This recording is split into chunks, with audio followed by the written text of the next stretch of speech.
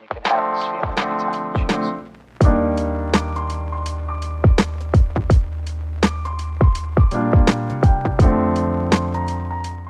Yo, what's up guys? I know it's been a minute since I've last posted, but today I've got a review of the Air Max BW Los Angeles City Pack. This pair's dead stock and I've had them for a while. I don't know if I've quite had them since release, but I've had them for a fair bit. They're a very nice looking colorway. I'm a big fan of the color blocking and I love the orange contrast with the purple. I think it works really well on the Persian color blocking. I would really like to see them do more releases in this sort of colorway. I wasn't quite a big fan of the Lion editions, the Beijings or the Rotterdams, but they really did an amazing job on these. Like I said, the orange with the purple contrasts perfectly with the black hints. The only thing I'm not a big fan of is the patent leather white ring that goes around the whole shoe. That's the only thing I would change if I had the opportunity to change it, but aside for that, they actually did really well on a modern Nike shoe. I don't say that too often because they're always messing things up, but these ones they did really well. I look forward to possibly getting more Air Max BW colorways in the coming years, but I really don't see it happening seeing they discontinued them back in 2016, which I don't get why they were replaced with the TNs and the Air Max 97s. You see that there's a big following for the Air Max BWs around the world, mainly in Europe, Germany, all those sorts of places. They love the Air Max BW, so why did they discontinue them? I don't know. Here in Australia they're also a really big deal. Lots of people like the Air Max BW. There's a big community built around them. They're a really big thing in the graffiti world over here in Australia, I think because they're so comfortable and they're easy to run with, so they're quite the good criminal shoe if I'm going to be honest with you. And really, for $200 you can't go wrong with a pair of BWs, whether you get the Los Angeles, the Persians, the Marinas, whatever. They're just a really good shoe. But I really don't think there's much more that needs to be said on these, so I might wrap it up and move over to the QC to show you what they got right and what they didn't do so well on. Okay, so QC, where do I start on these? My pair personally is really good, but if you go on the internet and look on eBay, look on Facebook, look on Instagram, wherever, see people with pairs, there's lots of problems with these. There was glue stain problems, stitching problems, there are even errors on the back where it says Los Angeles where it had extra symbols that shouldn't have been there. I got really lucky with this pair, but I really don't like how Nike's going with their QC. I've said it in every video, but they're just getting worse and worse and worse. Like where on Los Angeles on the back it has different symbols that obviously are in the spelling of Los Angeles. How does that happen? But also, how doesn't that get picked up in their QC screening process if they even do one? I'm starting to think they don't.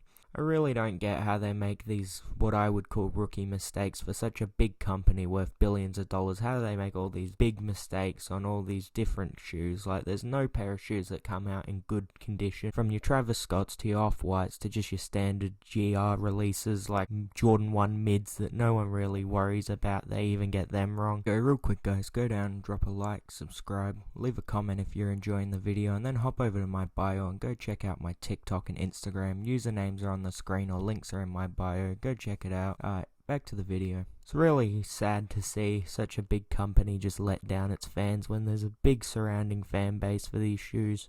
While my pair's in pretty good condition, has good QC, you do notice little things in the close-up videos from the left shoe to the right shoe.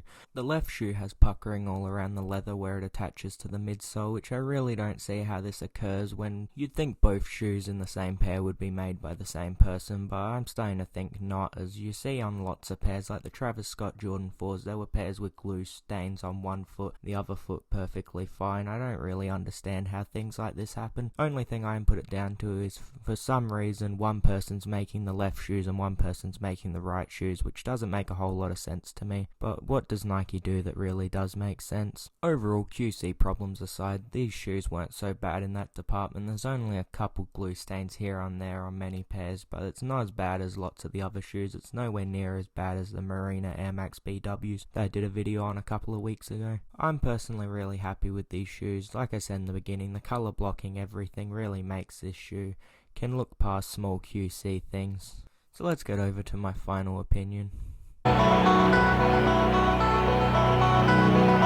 If If you can get a pair of these that doesn't have tons of QC problems, they're really worth grabbing because all the little details are nice on them. I like on the lace locks how it's got the 1991 and the 2021. Obviously 1991 for when the silhouette first released and 2021 for when these came out. But then with the tongues, how one of them just says Nike Air on them with the circle emblem and the other one has LA written on it with their Nike tick underneath underlining it.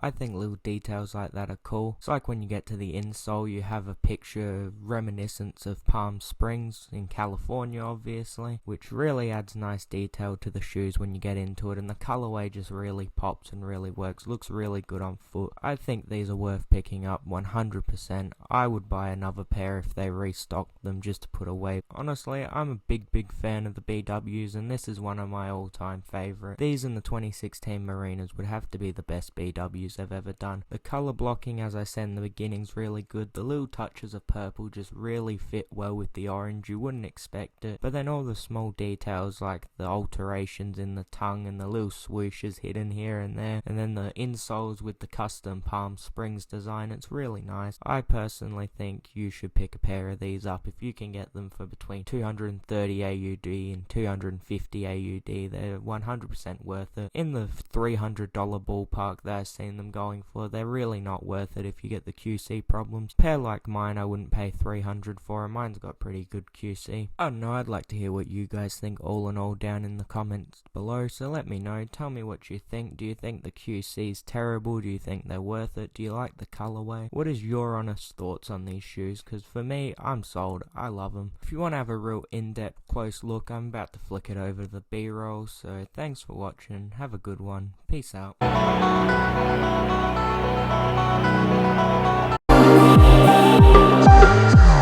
We'll be right back.